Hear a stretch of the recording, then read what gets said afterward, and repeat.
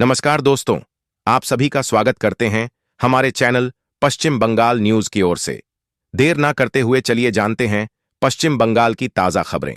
अगर आपने अभी तक हमारा चैनल को सब्सक्राइब नहीं किया है तो जल्दी से सब्सक्राइब और वीडियो को लाइक करें ताकि हमारी सारी खबरें सबसे पहले आप तक पहुंच सके।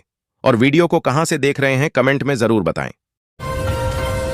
संविधान को बचाए रखने के लिए मिलकर काम करना होगा, गणतंत्र दिवस पर बोलीं ममता बनर्जी।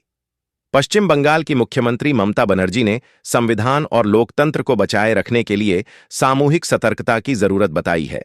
ममता बनर्जी ने गणतंत्र दिवस की शुभकामनाएं दी। उन्होंने कहा कि अगर लोकतंत्र को बचाए रखना है तो सभी को मिलकर काम करना होगा। उन्होंने कहा कि नागरिकों को संविधान में जो मूलभूत अधिकार दिए गए हैं उसकी रक्षा के लिए वह प्रतिबद्ध है। उन्होंने जनता से अपील की कि वे भी यह सुनिश्चित करें कि वे संविधान को बचाने में अपनी भूमिका निभाएंगे। बंगाल में चुनाव आयोग की बड़ी कार्रवाई, बीडीओ सुमित्रा प्रतिम प्रधान को किया निलंबित, 48 घंटे में रिपोर्ट तलब करने के आदेश। पश्चिम बंगाल की 125 बसीरहाट उत्तर विधानसभा सीट में सुनवाई प्रक्रिया के दौरान गंभीर अनियमितताओं को लेकर चुनाव आयोग ने कड़ा रुख अपनाया है। आयोग ने मामले को गंभीर कदाचार मानते हुए तत्काल कार्रवाई की है। जानकारी के अनुसार बसीरहाट 2 के सहायक निर्वाचक पंजीकरण अधिकारी एरो और प्रखंड विकास अधिकारी बीडीओ सुमित्रा प्रतिम प्रधान को तत्काल प्रभाव से निलंबित कर दिया गया है। एसआईआर विवाद के बीच ममता जाएंगी दिल्ली, विपक्षियों को करेंगी एकजुट, राष्ट्रीय स्तर पर रणनीति बनाएगी टीएमसी। बंगाल में चल रहे मतदाता सूची के विशेष गहन पुनरीक्षण एसआईआर प्रक्रिया को लेकर राज्य सरकार और निर्वाचन आयोग के बीच तल्खी बढ़ती जा रही है। गणतंत्र दिवस के अवसर पर लोक भवन, राज्यपाल के आवास में आयोजित एक कार्यक्रम के दौरान मुख्यमंत्री ममता बनर्जी ने स्पष्ट कर दिया कि वह जल्द ही दिल्ली का दौरा करेंगी। तृणमूल कांग्रेस की रणनीति इस बार न केवल राज्य स्तर पर बल्कि राष्ट्रीय स्तर पर भाजपा और चुनाव आयोग को घेरने की है। फ्री गैस सिलेंडर, चूल्हा और 300 रुपये सब्सिडी ऑनलाइन रजिस्ट्रेशन शुरू। सरकार द्वारा शुरू की गई प्रधानमंत्री उज्ज्वल योजना देश के करोड़ों महिलाओं को धुआं रहता खाना पकाने की सुविधा देने के उद्देश्य से बनाई गई है। यह योजना के नए अपडेट में पात्र परिवारों को फ्री गैस सिलेंडर के साथ चूल्हा और हर रिफिल पर आपको 300 रुपये की सब्सिडी प्रदान कराई जाएगी। इमेज के अनुसार सरकार ने ऑनलाइन रजिस्ट्रेशन विधि को ओपन कर दिया है ताकि नए लाभार्थी आसानी से घर बैठे आवेदन कर सके। यह योजना महिलाओं के स्वास्थ्य और उनके घर परिवार की सुविधा और ग्रामीण क्षेत्र में स्वच्छ ईंधन को बढ़ावा देने के लिए बेहद जरूरी है। बंगाल के लिए भाजपा की खास रणनीति, 27 को राष्ट्रीय अध्यक्ष नितिन नबीन तो 30 को आ रहे हैं अमित शाह। पश्चिम बंगाल में होने जा रहे विधानसभा चुनाव को लेकर भाजपा अब पूरी तरह चुनावी मोड में आ चुकी है। टीएमसी के 15 वर्ष पुरानी सरकार को उखाड़ फेंकने के लिए भाजपा और संघ दोनों ने कमर कसी हुई है। भाजपा के नवनिर्वाचित राष्ट्रीय अध्यक्ष नितिन नबीन 27 जनवरी को बंगाल आ रहे हैं तो गृहमंत्री अमित शाह का 30 जनवरी से 2 दिनों का बंगाल प्रवास का कार्यक्रम है। वरिष्ठ नेताओं के बंगाल आने से राज्य संगठन भी पूरी तरह सक्रिय हो चुकी है। भाजपा के राष्ट्रीय अध्यक्ष नितिन नबीन बंगाल चुनाव के लिए पार्टी की तैयारियों का जायजा लेंगे। जब भारत ने पाकिस्तान को गणतंत्र दिवस के लिए मुख्य अतिथि बनाया। भारत अपने गणतंत्र दिवस के अवसर पर लगभग हर साल किसी न किसी देश के शासनाध्यक्ष या राजनेता को मुख्य अतिथि के रूप में आमंत्रित करता रहा है। यह आमंत्रण 2 देशों या समूहों के बीच कूटनीतिक संबंधों को मजबूत करने के लिए महत्वपूर्ण साधन के रूप में इस्तेमाल होते रहे हैं, लेकिन ऐसा भी हुआ है कि इस समारोह में पीडीडीडीहौसी और धुर प्रतिद्वंद्वी देश पाकिस्तान के राजनेताओं को 2 बार आमंत्रित किया है। आ गया बंगाल चुनाव 2026 का इलेक्शन शेड्यूल। कौन करवा रहा है ऑनलाइन वोटिंग? सच क्या है? पश्चिम बंगाल में विधानसभा के चुनाव इसी साल होने हैं।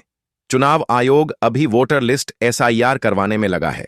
इसी बीच एक वेबसाइट ने पश्चिम बंगाल के विधानसभा चुनाव 2026 का पूरा शेड्यूल जारी कर दिया है। इसने ऑनलाइन वोटिंग भी शुरू करवा दी है। वेबसाइट का नाम westbengalelection.com है। इस साइट का कर्ता धर्ता कौन है, इसके बारे में कोई जानकारी उपलब्ध नहीं है। गणतंत्र दिवस पर पीएम मोदी का पहला लुक, बंधेज साफा और बंदगला जैकेट में आए नजर। गणतंत्र दिवस के मौके पर सिर्फ राष्ट्रीय जश्न नहीं मनाया जाता, बल्कि दुनिया के सामने भारत की परंपरा, संस्कृति और समृद्धता भी दर्शाई जाती है। प्रधानमंत्री नरेंद्र मोदी हर साल गणतंत्र दिवस पर अपने परिधानों, पगड़ी और साफा के जरिए देश की विविधता और सांस्कृतिक विरासत का संदेश देते हैं। आमतौर पर प्रधानमंत्री नरेंद्र मोदी इस दिन बंधगला या बंद कॉलर कोट, कुर्ता पायजामा और सबसे खास राज्य विशेष की पगड़ी या साफा पहनते हैं। हर साल उनकी पगड़ी का रंग, डिजाइन और बुनावट अलग होती है, लेकिन संदेश एक होता है कि भारत अनेक संस्कृतियों का एक राष्ट्र है। अब बिहार की जनता खाएगी बांग्लादेश का गेहूं, किसान ने की जैविक खेती। डायबिटीज के मरीजों के लिए वरदान। ग्रामीण इलाकों में रब्बी मौसम की पहचान गेहूं की खेती से होती है। लगभग हर किसान पारंपरिक किस्मों की बुवाई करता है, लेकिन जब कोई किसान सामान्य खेती से अलग हटकर नया प्रयोग करता है तो वह स्वाभाविक रूप से चर्चा का विषय बन जाता है। समस्तीपुर जिले में इस बार कुछ ऐसा ही देखने को मिला है, जहां विदेशी नस्ल के खफाली गेहूं की खेती ने सबका ध्यान खींचा है। ये गेहूं खास तौर पर स्वास्थ्य के प्रति सजग लोगों के बीच लोकप्रिय माना जाता है। डॉक्टर आमतौर पर डायबिटीज के मरीजों को सामान्य गेहूं के आटे से परहेज करने की सलाह देते हैं। ऐसे में खफाली गेहूं को एक बेहतर विकल्प माना जा रहा है। विधानसभा चुनाव में तृणमूल का मुकाबला करने के लिए भाजपा ने संकल्प पत्र समिति गठित की। बंगाल विधानसभा चुनाव से पहले प्रदेश भाजपा ने सत्तारूढ़ तृणमूल कांग्रेस का मुकाबला करने के लिए 11 सदस्यीय एक राज्य संकल्प पत्र समिति के गठन की घोषणा की है। प्रदेश भाजपा के एक वरिष्ठ नेता ने कहा कि यह समिति चुनाव से पहले पार्टी की चुनावी रणनीति का समन्वय करेगी और संकल्प पत्र, चुनावी घोषणा पत्र तैयार करेगी। इस समिति का अध्यक्ष पिछले साल लोकसभा चुनाव से पहले तृणमूल कांग्रेस छोड़कर भाजपा में शामिल होने वाले 7 बार के पूर्व विधायक तापस राय को बनाया गया है। समिति में जाने माने अर्थशास्त्री व बालूरघाट से भाजपा विधायक डॉक्टर 26 जनवरी पर सबसे बड़ी खुशखबरी, 110 से सीधे 40% होगा टैरिफ। यूरोप से आने वाले इस सामान पर होगी महाबचत। यूरोपियन यूनियन से ट्रेड डील को लेकर एक बड़ी खबर सामने आई है। न्यूज एजेंसी रॉयटर्स के अनुसार सूत्रों ने बताया है कि भारत लंबे समय से प्रतीक्षित मुक्त व्यापार समझौते के तहत यूरोपीय संघ से कारों पर आयात शुल्क में काफी कटौती करने की तैयारी कर रहा है और इसका ऐलान मंगलवार को किया जा सकता है। ईयू के साथ इस प्रस्तावित समझौते के तहत भारत सरकार यूरोपीय संघ में बनी कारों पर अधिकतम आयात शुल्क को मौजूदा 110% से घटाकर 40% करने की योजना बना रही है। हैरान और निराश शेख हसीना के दिल्ली में दिए भाषण पर गुस्सा हुआ बांग्लादेश।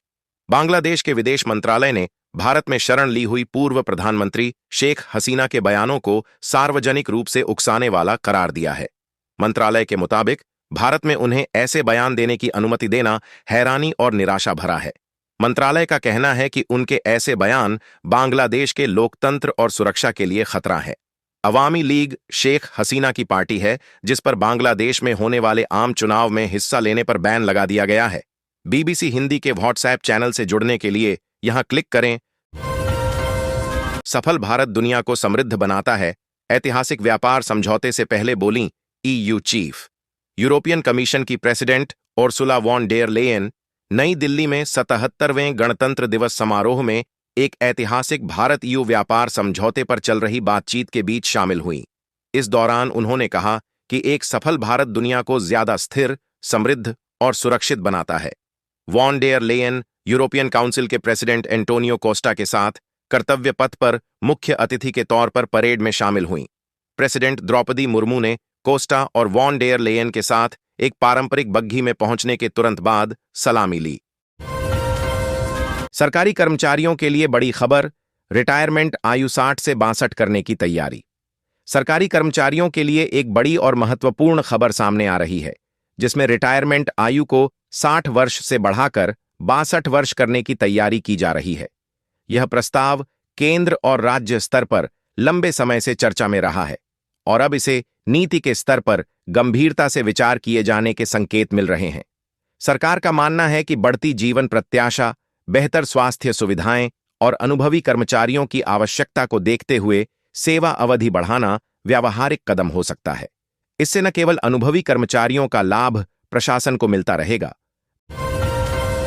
भाजपा की रैली के मंच पर धधकी आग, तृणमूल पर लगा आगजनी करने का आरोप। बेहाला के सखेर बाजार में झंडा फहराने को लेकर तनावपूर्ण स्थिति उत्पन्न हो गई।